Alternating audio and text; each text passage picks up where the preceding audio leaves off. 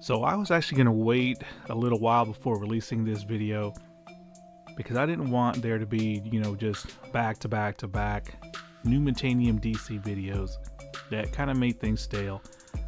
But due to the, overwhelming demand, I give you the 2020 Metanium MGL versus the 2024 Metanium DC.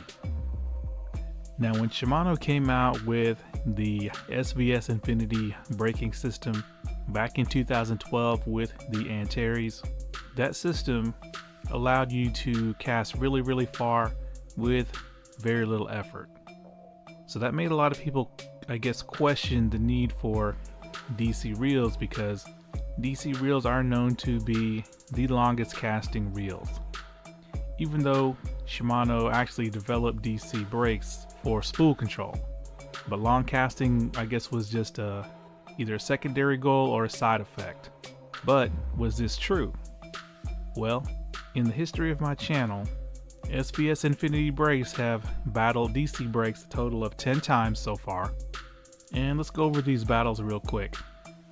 Now, the first two battles were between the 16 Metanium MGL and the 15 Metanium DC, casting both a 1/4 ounce and a 1/2 ounce casting plug, and both times the 16 Metanium MGL with its SVS Infinity brakes won. That was using monofilament. Then, when the CURADO DC came out, I put it up against the CURADO 200K, throwing a 3/8 ounce casting plug in mono, and the CURADO DC actually took the win in that battle. Then the CURADO DC went up against the 2019 Red Scorpion MGL, throwing a 1/2 ounce casting plug with mono line, and the Scorpion MGL with SVS Infinity brakes barely eked out a win. Then the next three battles were between the mighty 2016 ANTARES DC going up against the 2019 ANTARES 70A, and the results were that the ANTARES 70A won the 1/2 ounce casting plug battle with mono, but then the 16 ANTARES DC proceeded to beat the ANTARES A twice, casting a 3/4 ounce lipless crankbait, also using mono. Then we had a rematch between the Red Scorpion MGL and the CURADO DC. This time we were using braided line and casting a 3/4 ounce frog, and the Scorpion MGL came out on top. And the last two times these two brake systems went into battle was the CURADO MGL 150 versus the JDM SLX DCXT. The first time was using a 1/4 ounce square bill, where the CURADO MGL 150 barely squeezed out a win using mono, and the second time, casting a 1/2 ounce crankbait with braid, the CURADO MGL 150 easily beat the SLX due to the SLX not holding enough line. So all in all, we're looking at 10 cast battles, 7 wins for SVS Infinity, and 3 wins for DC brakes. Now, here's the thing. None of these cast battles were, what you would call straight up fights. There's either a spool size discrepancy with one spool being much bigger than the other, or there was a line capacity discrepancy where one reel held less line than the other, giving you like a weight advantage. But this time around, with these two reels, we have a straight up even fight, because both reels are sporting Shimano's MGL3 spool, and both reels are 70 line capacity. The only difference between them is going to be the brakes. So this is going to be about as even as it gets. So the lure that I used in this cast battle is a 1/2 ounce topwater frog with the legs trimmed, and this is going to be, representative of real world on the water cast distances, even though it's taking place out in a field. And that's of course because the topwater frog still has its hooks attached. And the line I used was this Reaction Tackle 8 strand 20 pound high vis yellow braid, the same line I used in the previous battle. So let me show you what happened.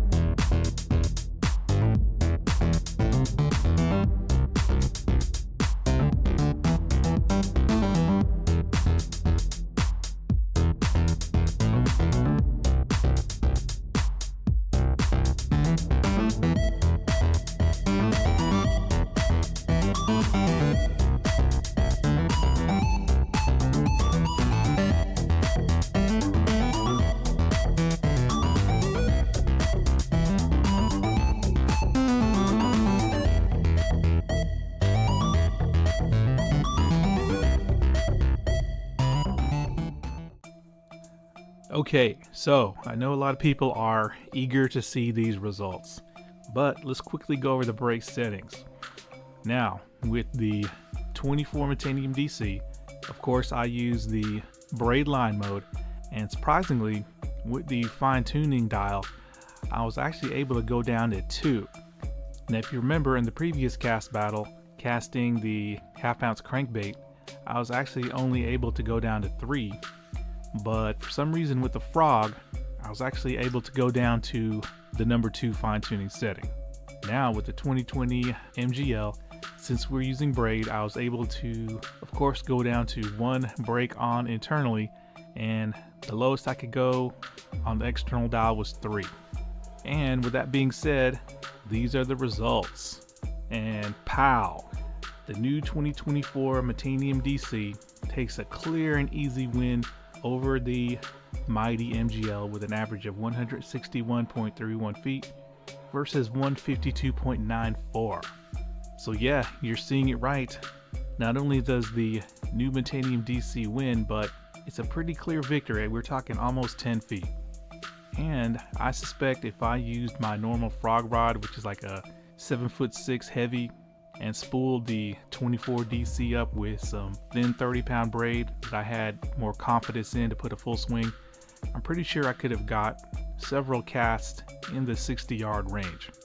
But yeah, the 24 Metanium DC continues to surprise us, and it's truly an enigma. Out on the water, it doesn't seem that impressive, of course using monofilament, but when you take them out to the casting field and get some actual measurements, this thing destroys. Shimano truly did something with the firmware and tuning of the DC's brakes to separate it from other reels. I'm convinced of that now. So does this mean that you should upgrade your regular Metanium to the new DC? Well, I mean, that's up to you. I do feel that if you don't have the best casting mechanics, let's say if you can't tune your SVS Infinity to be able to go really low on the brakes to get those long bomb casts, the new 24 is probably going to be more consistent at doing the long casts without the best casting technique. And what I'm going to do is I'm going to show you each of the individual casts, and you'll see that the DC was far more consistent with several casts going over 160 feet. And with the MGL, you see that it had a really short cast of 140.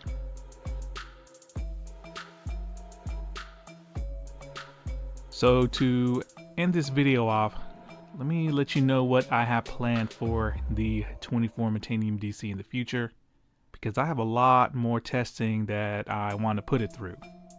Now first, we're going to, I guess, not really settle the debate, but we're going to find out if tightening the spool tension to a slow lure drop will allow us to go deeper into the brakes, which in theory might net us better casting.